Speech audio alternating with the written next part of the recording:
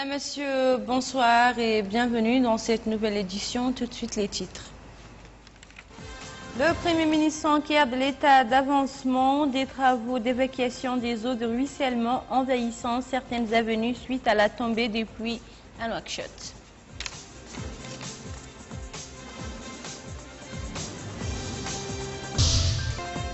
Suite à des pluies torrentielles qui se sont abattues sur les wilayas de l'Est, certaines routes principales deviennent impraticables.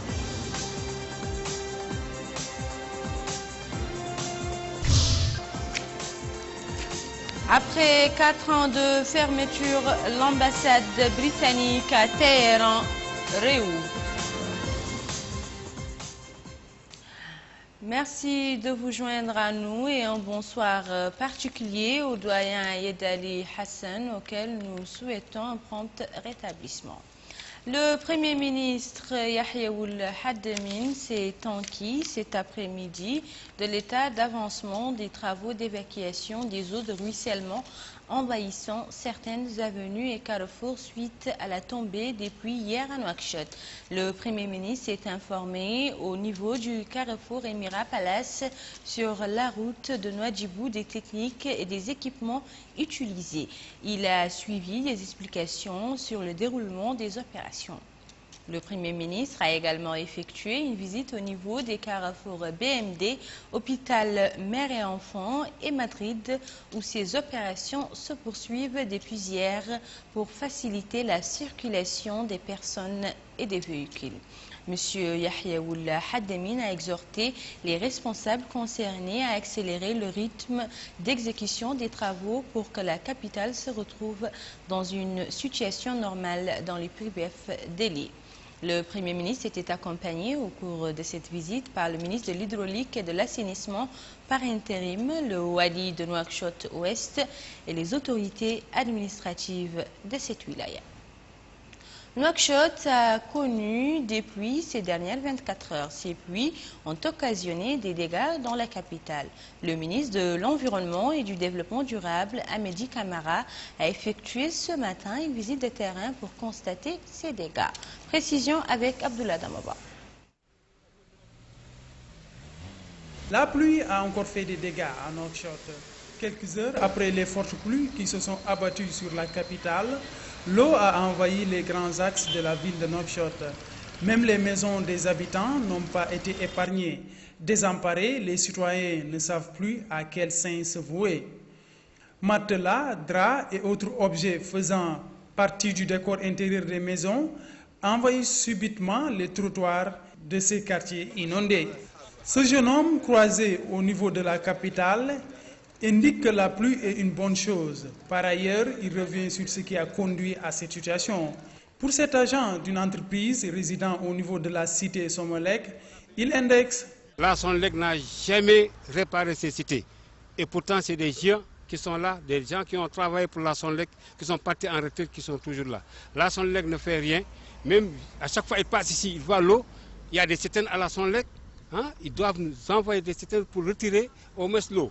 Actuellement, personne ne passe la nuit dans ces chambres. On est là sur le trottoir du gouvernement, ce qu'il a fait. S'il n'y avait pas ça, on ne sait pas là où on va aller. Pour constater de visu l'ampleur des dégâts, le ministre de l'Environnement et du Développement durable, M. Amédi Camara, a fait le déplacement. En compagnie de certains responsables du département qu'il dirige et de la ville de Nouakchott, ils ont pu ainsi s'enquérir des problèmes auxquels font face les citoyens. Afin de contenir ce problème, les agents de l'ENER sont intervenus au moment opportun afin de limiter les dégâts et pour limiter le stationnement et l'eau stagnée. Donc on a intervenu à temps, on a mis tous les moyens nécessaires pour assainir les routes. Et je pense que la route de Mokhtar Dada a été assainie à 99%. Aujourd'hui nous sommes sur ce point, le point de la BM2. Depuis hier, on est là. Maintenant, on a mis tous les moyens pour l'assainir, Inch'Allah, dans les brefs délais, les brefs, Inch'Allah. On va continuer dans la même, Inch'Allah, action. Nous sommes là et on va dire à tous les citoyens qu'on est là, on est à leur disposition. Donc, on va faire le maximum pour vraiment débloquer la situation. Toujours en réponse à ces inondations, une commission technique a été mise en place par les pouvoirs publics sous la tutelle de la primature. Elle est chargée de faire le monitoring et le point sur l'évacuation des eaux de pluie. L'eau, c'est la vie, a-t-on l'habitude de dire, mais à Nouakchott, elle est aussi synonyme de psychose et d'inondation. Pluie toujours, plusieurs localités du territoire national ont été arrosées par d'importantes pluies ces dernières 24 heures. Les eaux de ces pluies ont parfois et par certains endroits bloqué des routes. Abdelrahman Hamadan nous en dit plus.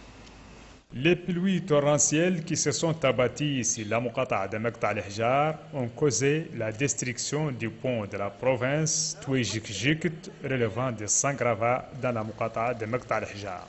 La démolition de ce pont a coupé la route et obligé les automobilistes à avancer dans les eaux et à recourir aux services de jeunes de cette localité pour pousser leurs voitures pour sortir des eaux contre des sommes considérables. Une situation qui est très énervante pour de nombreux automobilistes qui sont coincés dans les bouchons depuis des heures. Ceux-ci demandent aux autorités publiques que les ponts soient construits en respectant les normes de construction. Par contre, les jeunes qui ont trouvé un bon boulot et profité de cette situation préconisent que la situation persiste et demandent aux autorités publiques de ne pas réparer ces ponts. C'est sous le slogan « Faire de l'année scolaire 2015 l'année du niveau élevé des élèves pour un développement local » que les amis de la Muqata'a de Moujriya ont organisé une rencontre à Soudoud au Tagan. Les initiateurs de cette rencontre veulent ainsi encourager les élèves à s'initier dès le fondamental au développement de leurs capacités. Et nous restons toujours avec Abdelrahman Hamadan. Faisons de l'année 2015 une année de renforcement des niveaux scolaires des enfants dans les zones prioritaires pour garantir le développement local et le maintien des populations locales dans leur terroir. Tel est le thème de cette initiative bénévole organisée par l'ONG Club Amis de Moudjeria dans la ville d'Acham. Objectif, renforcer le niveau des élèves dans les matières scientifiques et linguistiques et organiser des compétitions dans la récitation du Saint-Coran. Prenant la parole à cette occasion, le chargé de mission au ministère de l'Éducation nationale, M. Sidi Mohamed Habib, a loué cette initiative qui s'inscrit en droite ligne avec les directives du département de l'Éducation, considérant qu'elle aura des répercussions positives sur le niveau des élèves dans cette commune. Le maire de la commune de Soudoud, M. Mohamed El-Ormerin, a souhaité la bienvenue à la mission du ministère de l'Éducation tout en appréciant cette initiative qui constitue une contribution aux efforts de la famille scolaire. Quant au président du club Amis de Moudjeria, M. Chouaib el-Cheikh Mohamed Abdallahi, il a passé en revue les objectifs qui se profilent derrière le lancement de cette initiative.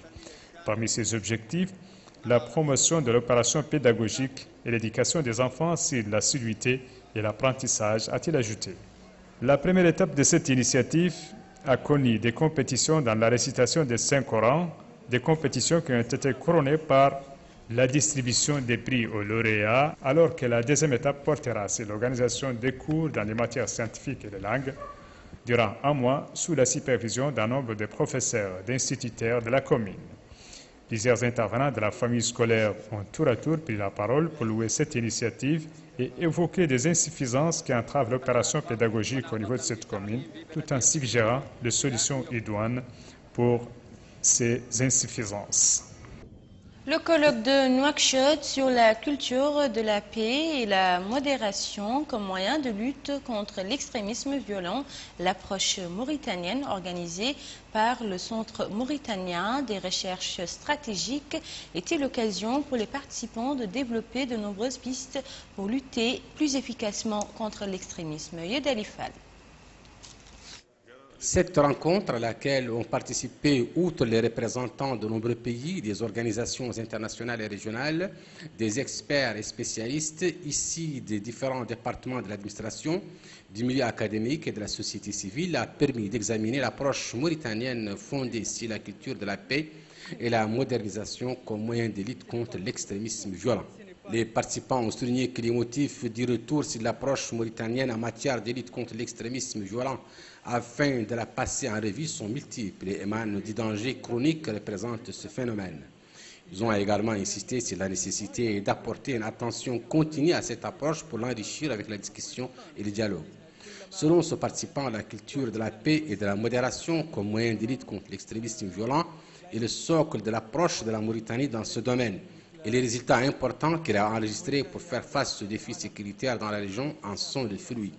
Selon cet autre participant, les pays intéressés par cette question doivent s'inspirer des efforts de la Mauritanie et des pays de la région visant à relever les grands défis sécuritaires qu'ils affrontent du fait de l'extrémisme violent, soulignant que seule une stratégie véritablement globale, mobilisant un large éventail des parties prenantes, peut répondre à ces facteurs sous-jacents.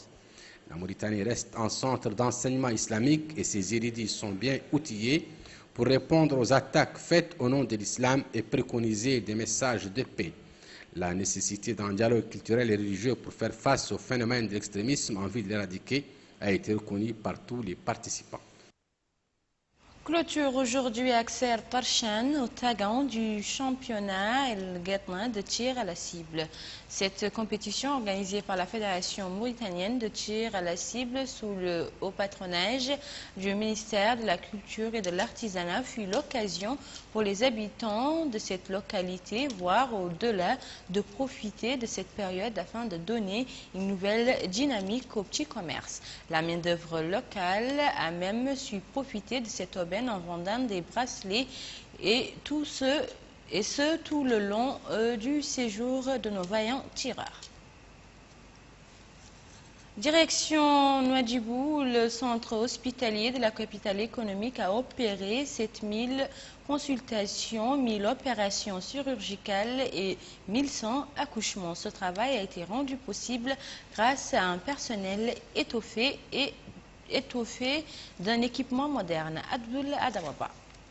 Le centre hospitalier de Nouadhibou, qui reçoit des patients pour la plupart du temps résidant au niveau de cette ville, a mis en place un certain nombre de mesures afin de renforcer la sécurité au sein des chambres d'opération.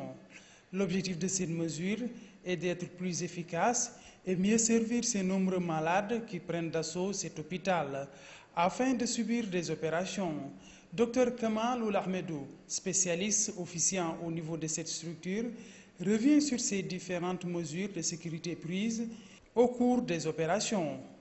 Il est en outre revenu sur l'objectif visé derrière ces mesures, ce qui a été confirmé par M. Da Oul Bilal, chef de service au sein de ce centre hospitalier. Il salue ces mesures dont l'objectif, dit-il, est entre autres de prendre en compte la sécurité des malades. Les patients se sont tour à tour réjouis des prestations offertes au niveau de cet hôpital. Pour cet homme qui vient de terminer son analyse, il exprime toute sa satisfaction et dit qu'il n'a rencontré aucun problème durant cette opération.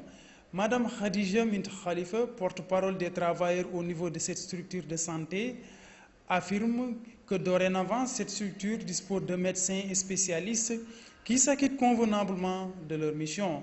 Elle salue par ailleurs les équipements dont dispose cet hôpital, ce qui, dit-elle, s'est fait ressentir par le nombre important de patients ayant subi des opérations cette année comparé aux années précédentes.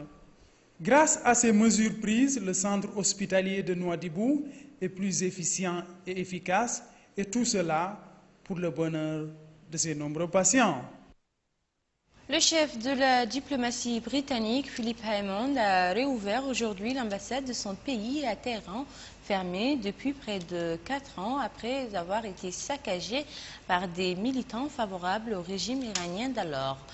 Hammond est rentré à la mi-journée dans l'enceinte de l'ambassade juste après son arrivée à Téhéran. Après la cérémonie de réouverture, il a rencontré plusieurs dirigeants iraniens, dont le président Hassan Rouhani et son homologue Mohammad Javad Zarif, avec lequel il doit donner une conférence de presse en fin de journée.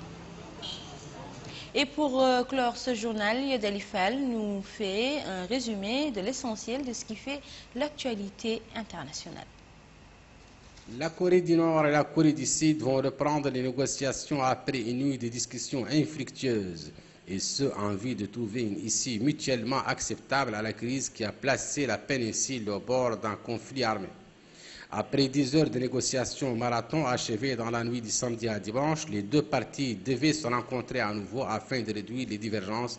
C'est en tout cas ce qu'a déclaré un porte-parole de la présidence sud-coréenne. Au lendemain de la répression à Beyrouth d'une manifestation citoyenne contre la crise des déchets qui dure depuis des semaines au Liban, le mouvement à l'origine de la mobilisation exige désormais la démission du gouvernement. Une manifestation pacifique pour réclamer une solution au problème de la collecte des ordures a été réprimée par les forces de l'ordre dans le centre de Beyrouth. La police et les militaires chargés de la sécurité du secteur du Parlement et du siège du gouvernement se sont heurtés aux manifestants, parmi lesquels au moins 16 personnes ont été blessées. Dans un communiqué, les forces de sécurité intérieure ont fait état de 35 blessés dans leur rang. Débordée par un afflux de réfugiés essentiellement syriens venus de Grèce, la Macédoine a affrété des trains et des autocars pour les acheminer vers le nord. Après plusieurs jours de chaos provoqués par la fermeture de sa frontière sud par les forces de sécurité qui ont eu recours aux grenades assourdissantes et au gaz lacrymogène pour tenter de les empêcher d'entrer. Le flux est ininterrompu car la Grèce a évacué vers sa partie continentale les réfugiés qui avaient débarqué en grand nombre sur certaines îles de l'Égée.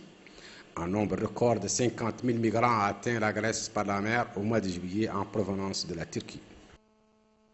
Voilà, mesdames et messieurs, c'était tout pour cette édition. Le rappel des titres. Le Premier ministre s'enquiert de l'état d'avancement des travaux d'évacuation des eaux de ruissellement envahissant certaines avenues suite à la tombée des pluies à Nouakchott.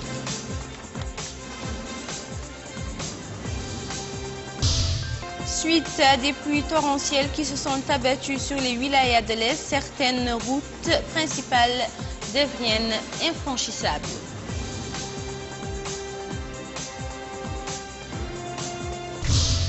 Réouverture de l'ambassade britannique à Téhéran après 4 ans de fermeture.